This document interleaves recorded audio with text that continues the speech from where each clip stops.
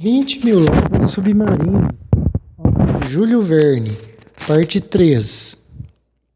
Eu, para quem o dinheiro não representava o menor atrativo, nem por isso era o menos atento a bordo. Reservando apenas alguns minutos para a refeição, mas algumas horas para o sono, indiferente ao sol e à chuva, não arredava pé do convés do navio.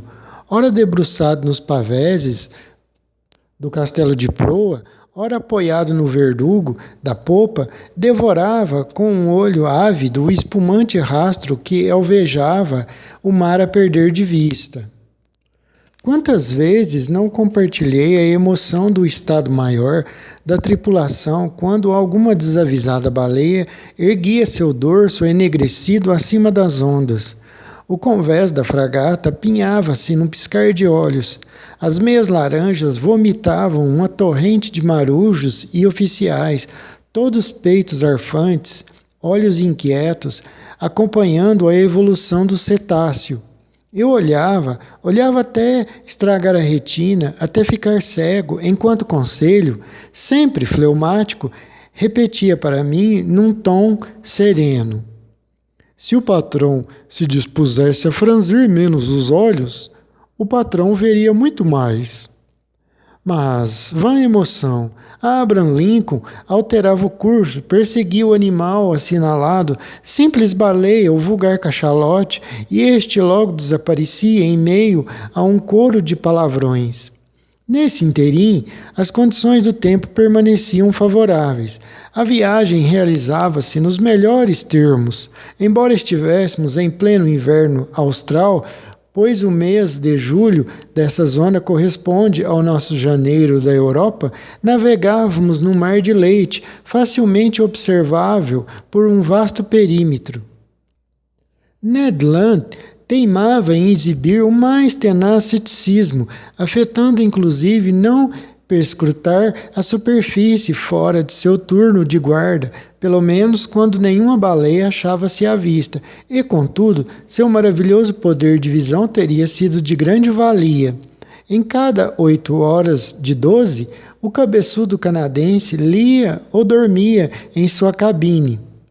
Censurei-o 1000 vezes por isso. Bah! Ele respondia. Tudo isso são lorotas, Sr. Aronnax. E se houvesse algum animal, que chance teríamos de encontrá-lo? Não estaríamos, por acaso, navegando às cegas? Afirmam que a misteriosa besta voltou a ser avistada nos altos mares do Pacífico. Disponho-me a admiti-lo, mas já se passaram 2 meses desde que esse encontro se deu. E, considerando o temperamento do seu narval, não lhe agrada mofar muito tempo nas paragens. Ele possui uma prodigiosa facilidade de deslocamento. Ora, o senhor sabe melhor do que eu, professor Aronnax. A natureza não faz nada em vão, e não daria a um animal, por definição lento, a faculdade de se locomover-se celeremente, se ele não precisasse dela. Logo, se a besta existe, já está bem longe. A isso eu não sabia o que responder. Era inegável que navegávamos às cegas. Como proceder de outra forma? Portanto, tínhamos chances limitadíssimas, mas ninguém mais duvidava do nosso sucesso, e nenhum marujo de bordo teria apostado contra o narval e sua iminente aparição. Em 20 de julho, o trópico de Capricórnio foi transposto a 105 graus de longitude e no dia 27 do mesmo mês atravessávamos o equador do 110º meridiano. Determinada essa posição, a fragata tomou um curso mais definido para o oeste e rasgou os mares centrais do Pacífico. O comandante Farragut julgava preferível, com razão, navegar por águas profundas e afastar-se dos continentes ou ilhas cujas proximidades o animal parecia sempre evitar. Sem dúvida, porque não há água suficiente para ele, dizia o chefe da tripulação. A fragata passou então ao largo das Promoto, das Marquesas, das Sandwich, cortou o trópico de Câncer a 132 graus de longitude e tomou o rumo dos mares da China. Encontrávamos-nos, finalmente, no teatro dos últimos embates do monstro e, em última análise, não se vivia mais a bordo. Os corações pulsavam descontroladamente, engendrando incuráveis aneurismas para o futuro. A tripulação inteira padecia de uma superexcitação nervosa de que eu não sabia dar ideia. Não se comia, não se dormia mais. 20 vezes ao dia, um erro de apreciação, uma ilusão de ótica, de qualquer marujo apoleirado nas barras provocavam intoleráveis sobressaltos, e essas emoções, 20 vezes repetidas, deixavam-nos num estado de tensão por demais violento para não provocar uma reação a curto prazo. E, com efeito, a reação não demorou a vir. Durante 3 meses cujos dias duravam um século, Abraham Lincoln inspecionou todos os mares setentrionais. Durante 3 meses, Abraham Lincoln inspecionou todos os mares setentrionais do Pacífico, perseguindo as baleias assinaladas, fazendo bruscos desvios de rota, invertendo de repente o curso, parando de uma hora para outra, forçando ou revertendo o vapor alternadamente, arriscando-se a desregular o motor sem deixar um ponto inexplorado das praias do Japão ao litoral americano. E nada exceto a imensidão das águas desertas, nada que se assemelhasse a um narval gigantesco, nem a um rochedo submarino, nem a um destroço de naufrágio, nem a um recife arisco, nem a qualquer coisa que fosse sobrenatural. Veio então a reação. No início, foi o desânimo que tomou conta dos espíritos, abrindo uma brecha para a incredulidade. Um novo sentimento espalhou-se a bordo, que se compunha de 3/10 de vergonha e 7 de raiva. Sentíamos-nos com cara de bobo, tendo nos deixado iludir por uma quimera, porém estávamos, sobretudo, furiosos. As montanhas de argumentos empilhados há um ano ruíram, todos ao mesmo tempo, e ninguém pensou mais senão em compensar, nas horas de refeição ou de sono, o tempo tão estupidamente perdido. Com a volubilidade inata ao espírito humano de um excesso, nos atiramos a outro. Os partidários mais inflamados da empreitada tornaram-se fatalmente seus mais ardorosos detratores. A reação subiu dos porões do navio, do posto dos carvoeiros até o quadrilátero do Estado-Maior, e certamente não fosse a obstinação inerente ao comandante Farragut, a fragata teria embicado definitivamente para o sul. Por outro lado, aquela busca inútil não podia prolongar-se indefinidamente. Abraham Lincoln não tinha nada a se recriminar, tudo fizera para triunfar. Nunca a tripulação de uma embarcação da Marinha Americana mostrou mais paciência e zelo. O insucesso não lhe poderia ser imputado. Nada mais restava senão regressar. Uma petição nesse sentido foi apresentada ao comandante. O comandante fez pé firme. Os marujos não se esconderam. O descontentamento e o serviço sofreu com isso. Não estou afirmando que houve um motim a bordo, mas, após uma longa recalcitrância, o comandante Farragut, como outrora Colombo, pediu 3 dias de tolerância. Se no prazo de 3 dias o monstro não aparecesse, o timoneiro daria 3/4 de volta e Abraham Lincoln rumaria para os mares europeus. Essa promessa foi feita no dia 2 de novembro. Seu resultado imediato foi infundir novo ânimo à tripulação. O oceano foi observado com renovada atenção por todos. Cada um queria dar a última espiadinha, na qual se resume toda a lembrança. Os binóculos não paravam quietos. Era o supremo desafio feito ao narval gigante, que não podia conscienciosamente eximir-se de responder àquela intimação a comparecer. Porém, 2 dias se passaram. Abraham Lincoln mantinha-se em marcha lenta, 1.000 recursos eram empregados para atrair a atenção ou estimular a apatia do animal, caso ele se achasse naquelas paragens. Volumosos nacos de toucinho foram presos na popa, para grande satisfação dos tubarões, devo dizê-lo. Os escalares irradiavam-se em todas as direções ao redor da fragata, enquanto ela se imobilizava e não deixaram um ponto de mar inexplorado. Mas a noite de 4 de novembro chegou sem desvendar aquele mistério submarino. No dia 5 de novembro, ao meio-dia, expirava o prazo formal.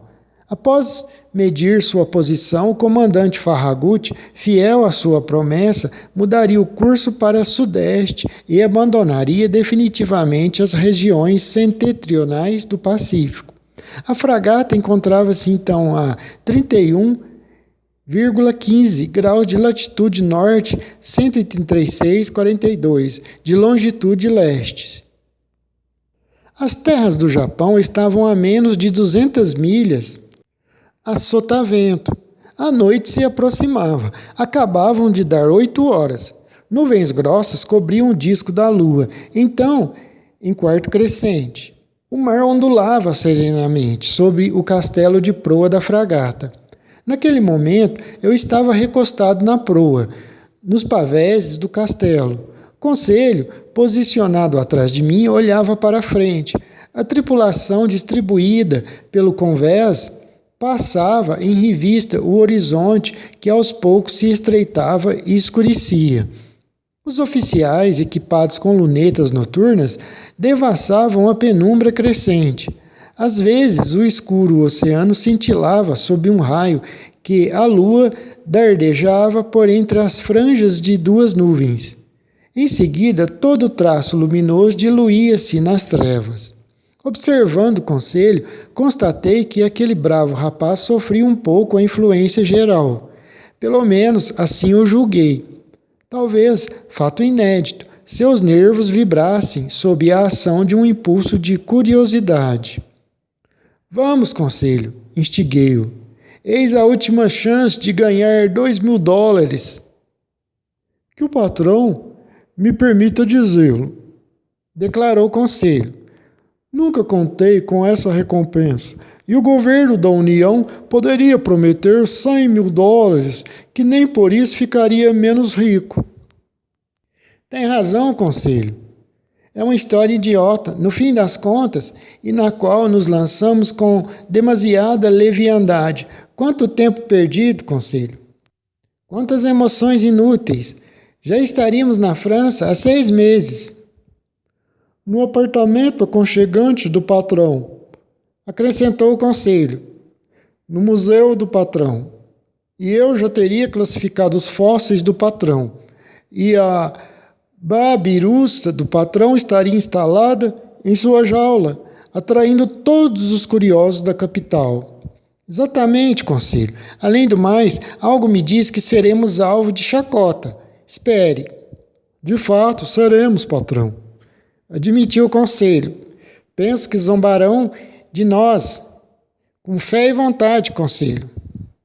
Por certo, patrão. E devo falar... Será que falo? Devo falar algo, patrão. Pois bem, fale, conselho. O patrão merece.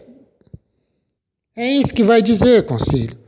Sim, patrão. O patrão bem que merece. Merece.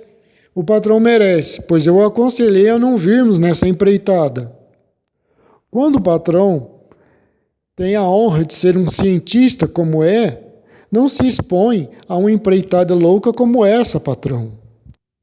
Em meio ao silêncio geral, uma voz acabava de fazer ouvir. Era a voz de Ned Land, e Ned Land gritava. Alerta! Alerta! A tal coisa, a sotavento, atravessada à nossa frente. Ao ouvir esse grito, toda a tripulação precipitou-se para o arpoador. Comandante, oficiais, mestres, marujos, grumetes, até os maquinistas que abandonaram seus motores, até os caldeireiros que abandonaram suas fornalhas. A ordem de parar as máquinas fora dada e a fragata avançava apenas por inércia.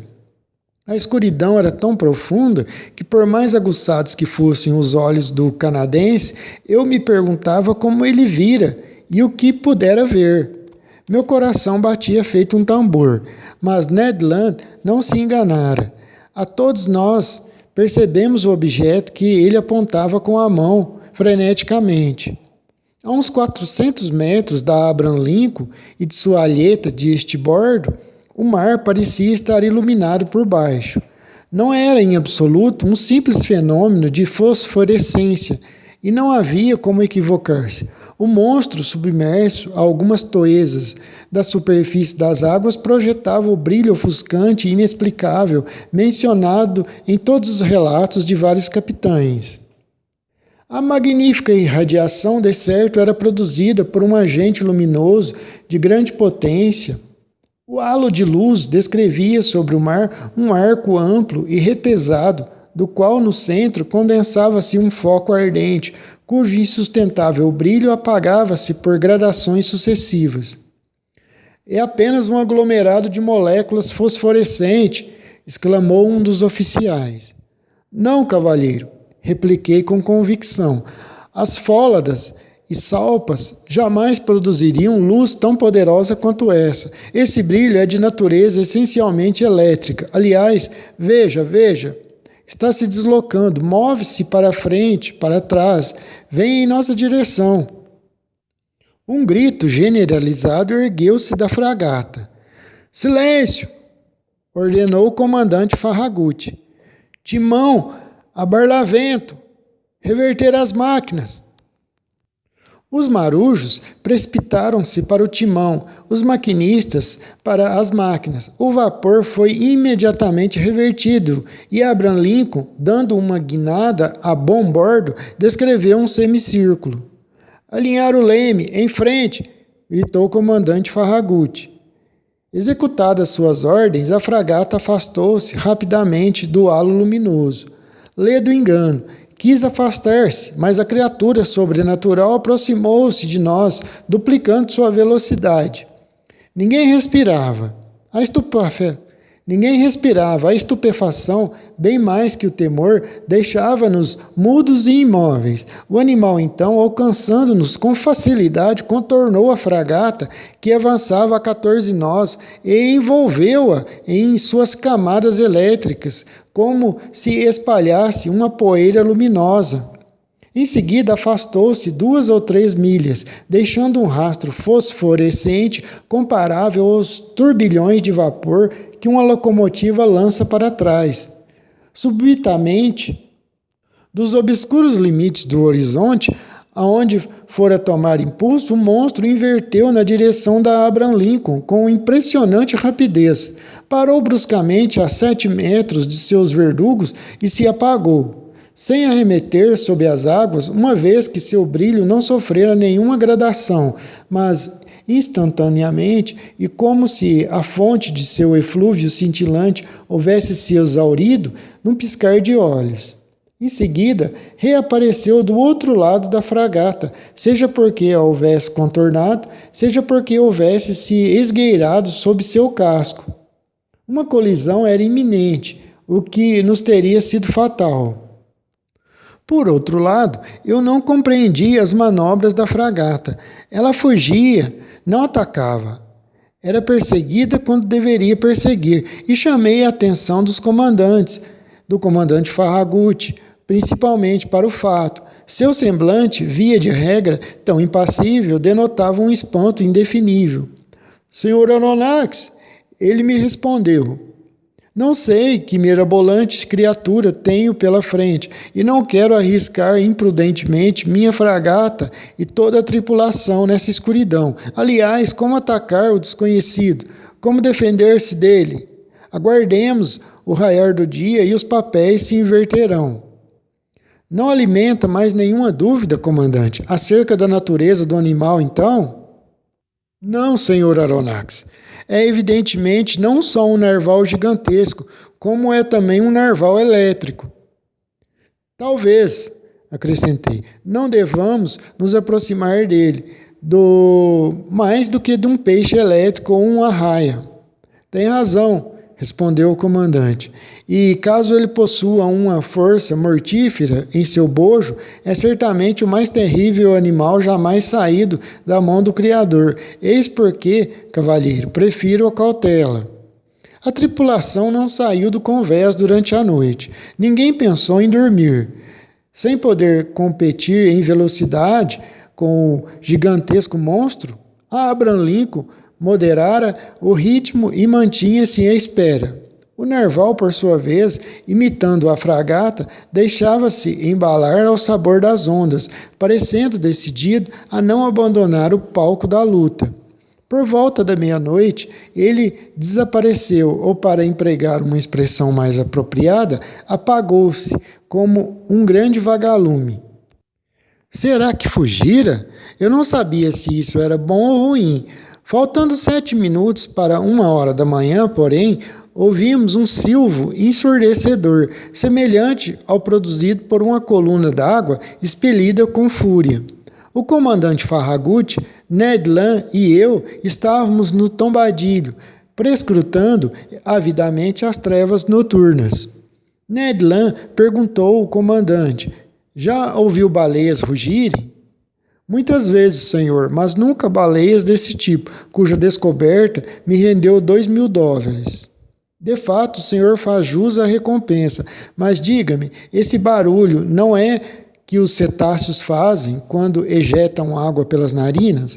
O barulho é parecido, senhor, mas este é incomparavelmente mais alto. Logo, não devemos nos iludir, é realmente um cetáceo que temos à nossa frente.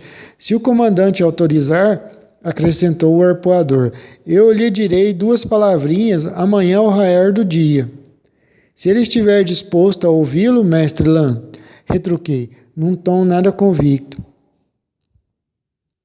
Basta eu me aproximar a 4 comprimentos de arpão, retorquiu o canadense, para ele me ouvir direitinho.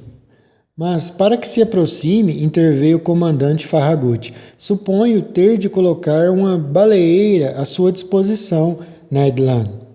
Sem dúvida, senhor. Arriscarei a vida de meus homens? E a minha? Respondeu simplesmente o arpoador. Por volta das 2 da manhã, o halo luminoso reapareceu, não menos intenso, a 5 milhas a sotavento da Abraham Lincoln.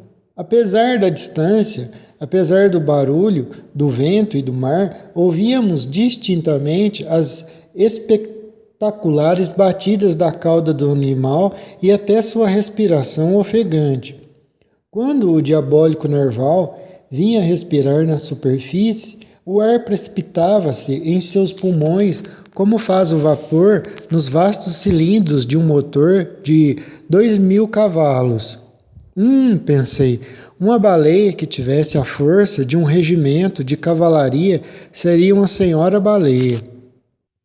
Permanecemos em alerta até o amanhecer e nos preparamos para o embate. Os equipamentos de pesca foram dispostos ao longo dos pavéses. O imediato carregou bacamartes capazes de lançar um arpão a uma distância de 1 milha, e os cães começaram a latir, bem como compridas espingardas com balas explosivas, cujo ferimento era mortal, mesmo nos mais poderosos animais. Os cães pararam de ladrar. Ned Land contentara-se em afiar seu arpão, arma terrível em suas mãos. Às 6 horas amanheceu e, com os primeiros raios de sol, desapareceu o brilho elétrico do narval. Os cães se aquietaram.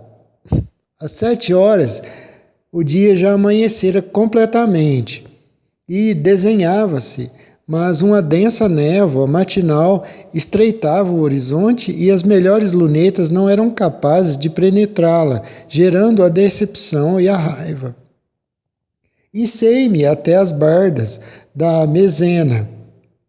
Alguns oficiais já estavam empoleirados no topo dos mastros. Icei-me até as barras da mezena.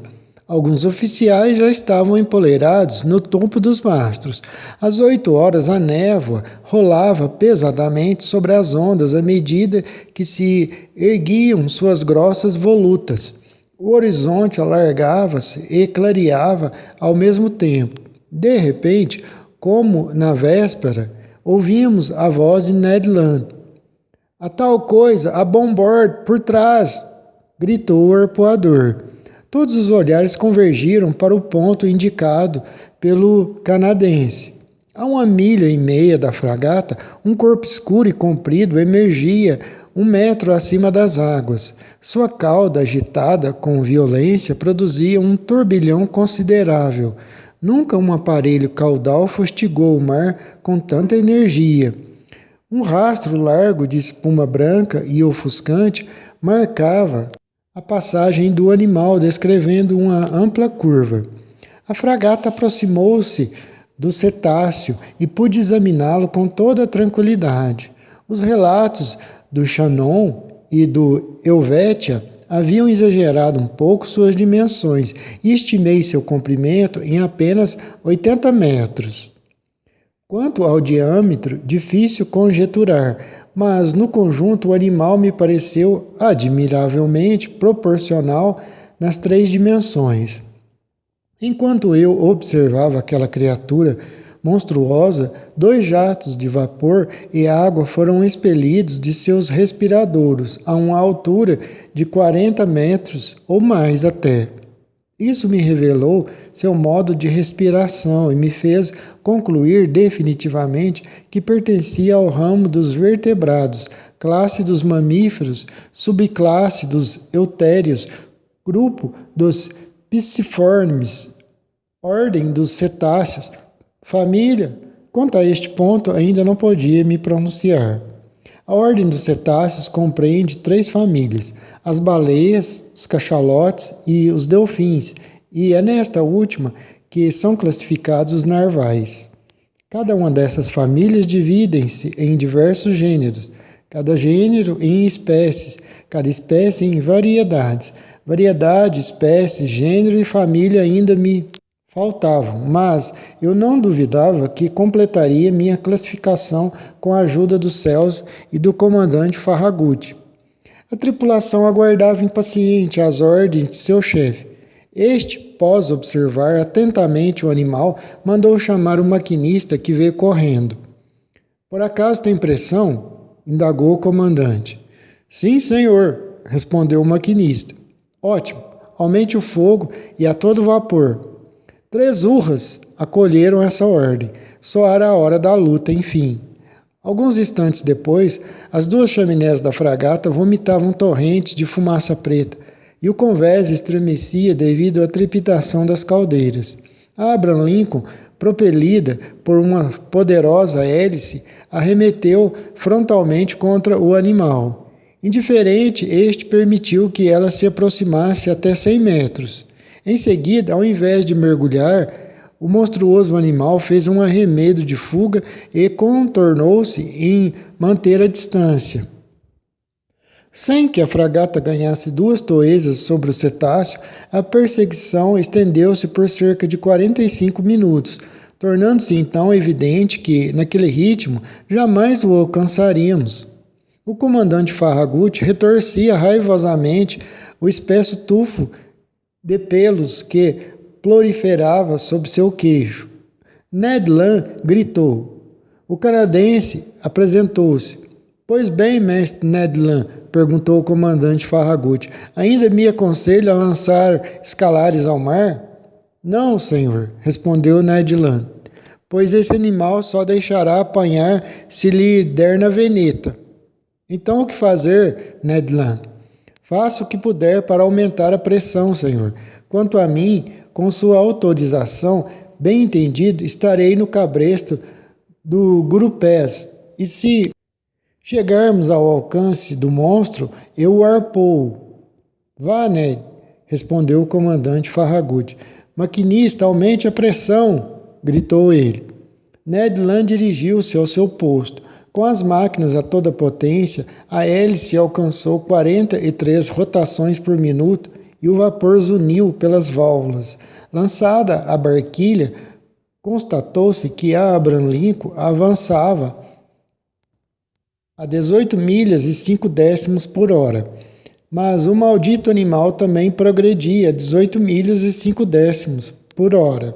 Durante 1 hora ainda, a fragata manteve-se a essa velocidade, sem ganhar uma toesa, o que era humilhante para um dos mais velozes modelos da Marinha Americana.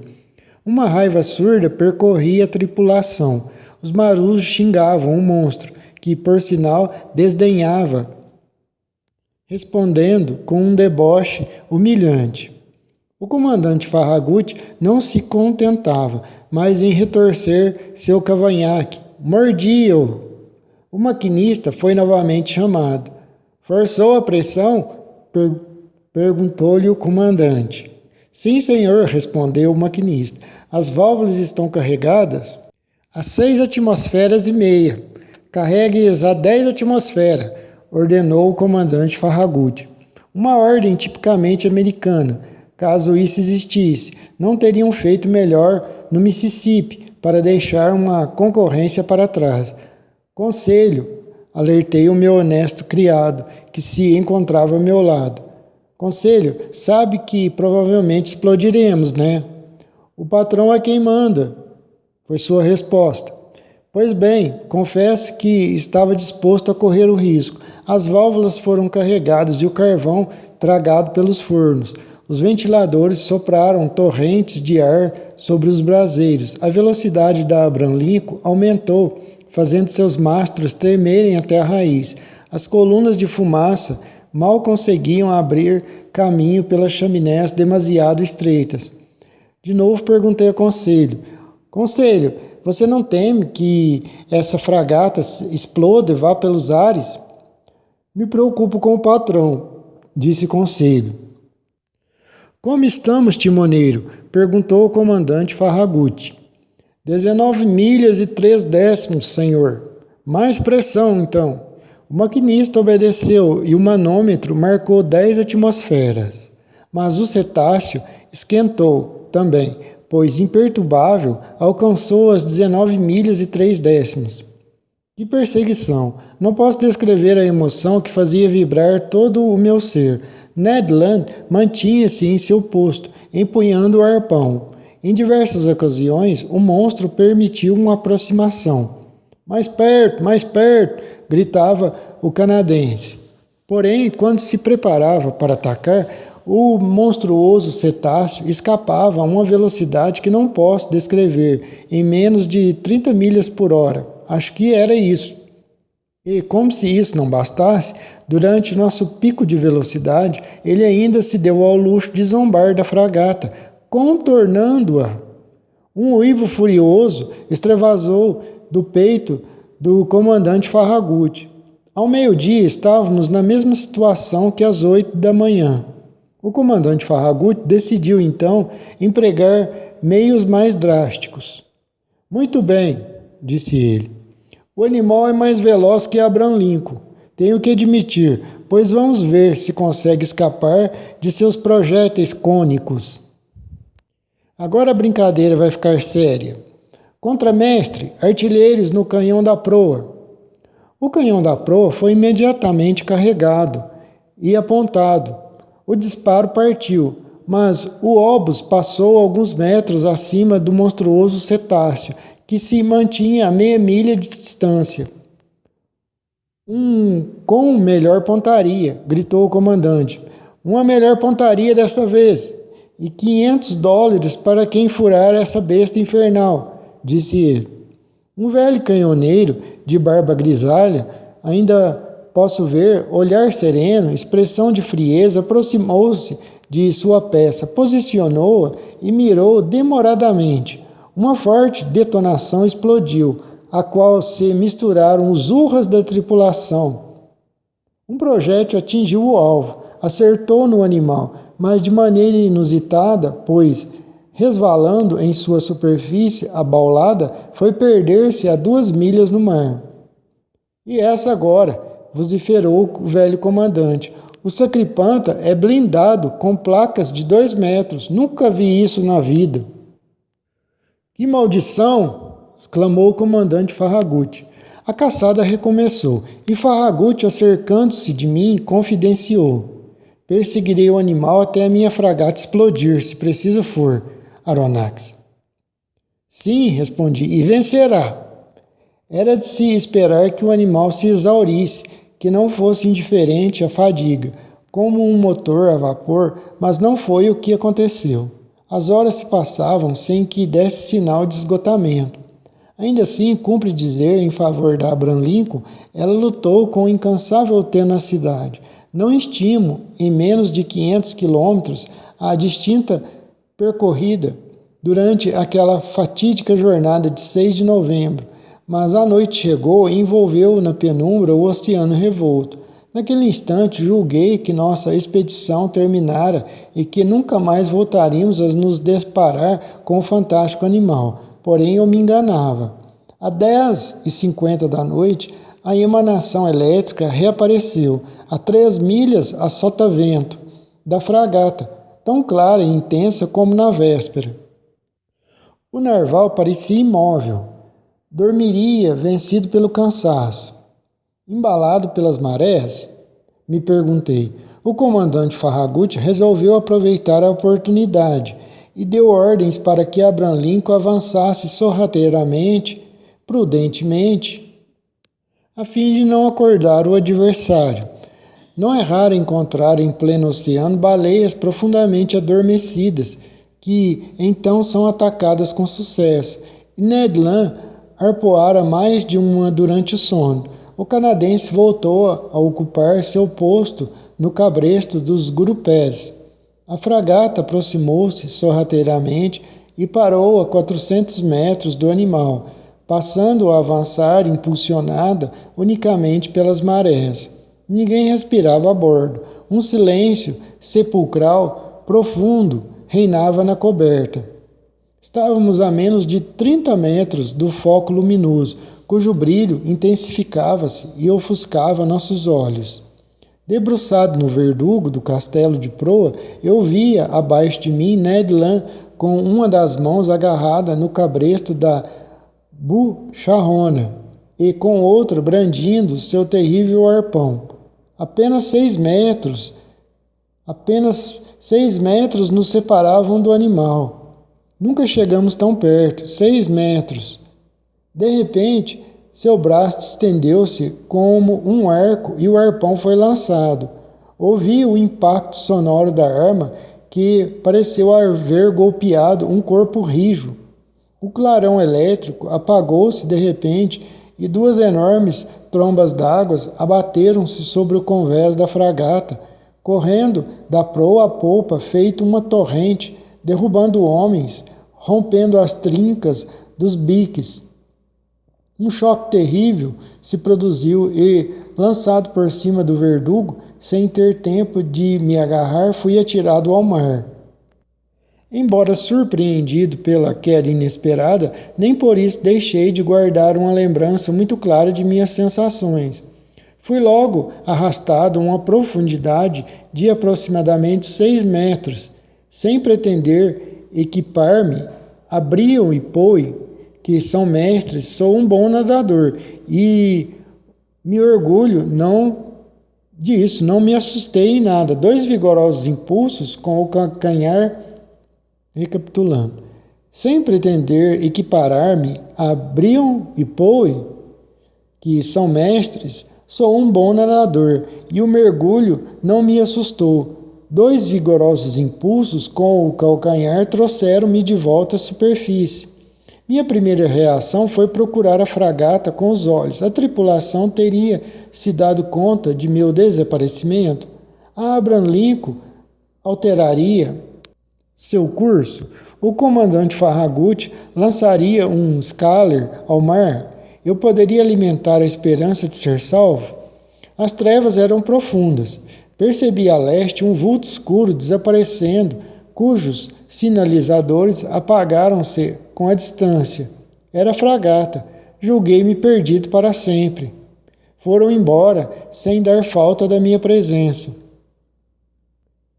Recapitulando, foram embora sem ninguém perceber a minha ausência, talvez só o pobre Conselho, que nesta hora estaria inconsolável. Socorro, socorro! Eu gritava, nadando na direção da Abraham Lincoln e balançando um braço desesperadamente. A água colara as roupas do meu corpo e elas viraram um estorvo, engessando meus movimentos. Eu afundava, não respirava. Socorro!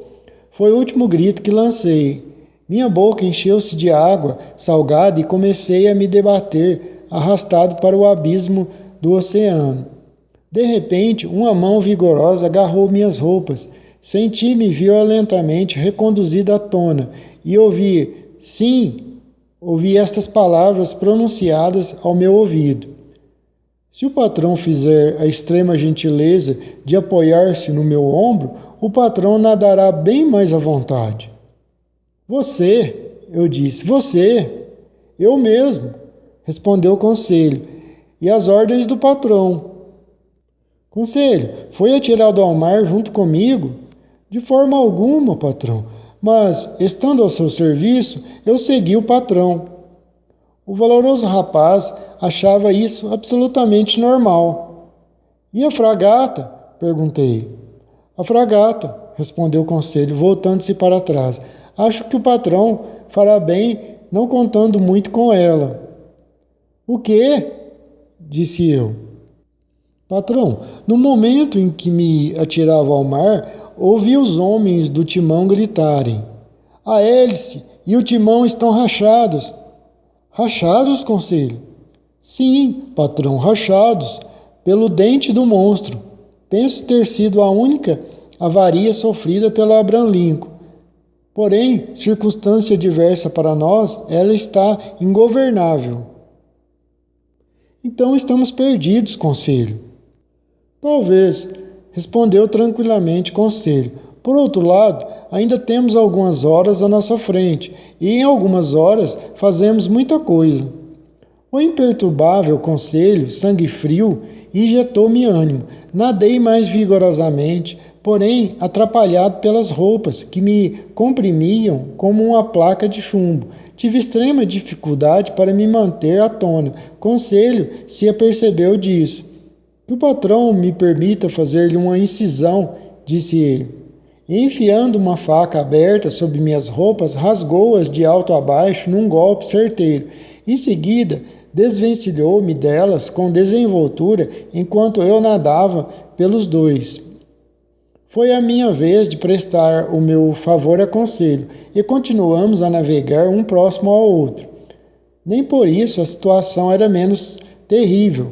Talvez nosso desaparecimento não houvesse sido notado na fragata, e ainda que não tivesse passado em branco, a fragata, desfalcada do leme, achava-se impossibilitada de fazer meia volta. Logo, nossa única esperança era os escalares. Conselho raciocinou friamente em cima dessa hipótese e fez seu plano de modo condizente. Espantosa natureza, o fleumático rapaz parecia sentir-se em casa. Decidimos, portanto, visto que nossa única chance de salvação era sermos resgatados pelos escalares da Abraham Lincoln, nos organizar de maneira a poder esperá-los o máximo de tempo possível.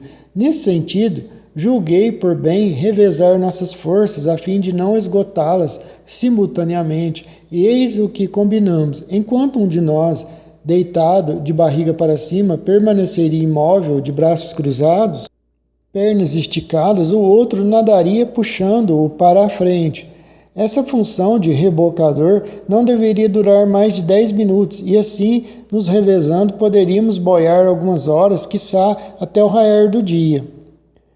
Probabilidade ínfima, mas a esperança é coisa por demais arraigada no coração do homem. Além disso, éramos dois. Enfim, afirmo, embora pareça improvável, que se tentasse destruir em mim toda ilusão, se quisesse me desesperar, eu não o conseguiria. A colisão entre a fragata e o gigantesco peixe deram-se em torno das 11 horas da noite. Eu calculava mais 8 horas de nado até o nascer do sol, operação perfeitamente exequível revezando-nos. O mar brando pouco nos cansava. Às vezes eu me aventurava a dar uma olhada nas trevas da noite, rompidas unicamente pela fosforescência provocada por nossos movimentos. Observava as ondas luminosas desfazendo-se na minha mão com seu tapete reluzente entremeado de placas lívidas. A sensação era de estarmos imergidos num banho de mercúrio. Em torno de 1 hora da manhã, minhas forças chegaram ao fim e a dormência alastrou-se pelos meus membros, fisgados por violentas cãibras. Conselho foi obrigado a me amparar e a responsabilidade por nossa flutuação repousou exclusivamente em seus ombros. Logo ouvi o pobre rapaz ofegar e sua respiração vacilar. Percebi que não aguentaria por muito tempo. Solte-me, solte-me, Conselho, ordenei. Abandonar o patrão? Jamais. Espero inclusive afogar-me antes dele, foi a resposta que obtive. Nesse momento, a lua apareceu atrás das franjas de uma grande nuvem que o vento arrastava para leste. A superfície do mar cintilou sobre seus raios. Luar benfazejo que revigorou nossas forças. Minha cabeça aprumou-se, meu olhar varreu o horizonte. Avistei a fragata. Estava a 5 milhas de distância e não formava mais senão um vulto escuro, quase invisível. De escalares, porém nem sinal. Quis gritar para que, afinal, a distância era enorme. Meus lábios inchados obstruíram a passagem de todo e qualquer som. Conselho articulou algumas palavras e ouvi-o por várias vezes repetir: socorro, socorro. Interrompendo nossos movimentos por um instante, escutamos. Embora pudesse ser um desses zumbidos com que o sangue opresso ataca a audição, tive a impressão de que um grito respondia ao grito de Conselho. Ouviu? Murmurei. Sim, sim, patrão. E Conselho lançou aos ares um novo apelo desesperado. Socorro! Socorro! Socorro! Dessa vez não havia engano possível. Uma voz humana respondia à nossa. Seria a voz de algum desgraçado abandonado no meio do oceano, alguma outra vítima da colisão sofrida pela nossa fragata, ou um escaler da fragata sinalizando na penumbra. Conselho fez um esforço inaudito e, apoiando-se no meu ombro, enquanto eu extraía forças de um último espasmo, soergueu meio corpo fora d'água e voltou a cair esgotado. O que viu, Conselho? Vi, ele murmurava. Vi, mas não falemos, guardemos o que nos resta de forças, patrão. O que ele vira, afinal? Então não sei, porque a imagem do monstro despontou-me na mente pela primeira vez. Mas e aquela voz humana? Já se fora o tempo que os Jonas refugiavam-se no ventre de baleias.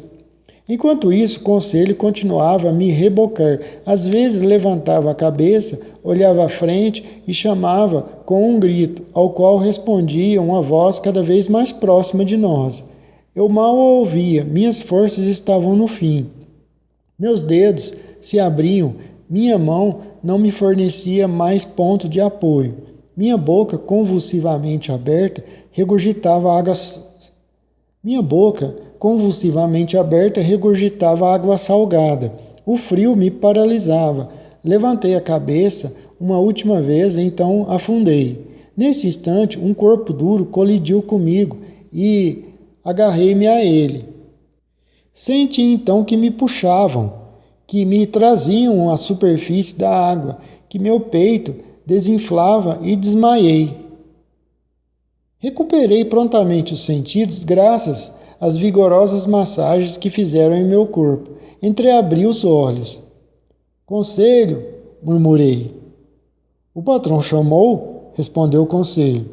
Nesse momento, sobre os últimos fulgores do luar que se extinguia no horizonte, percebi uma fisionomia que não era de Conselho e que reconheci sem pestanejar.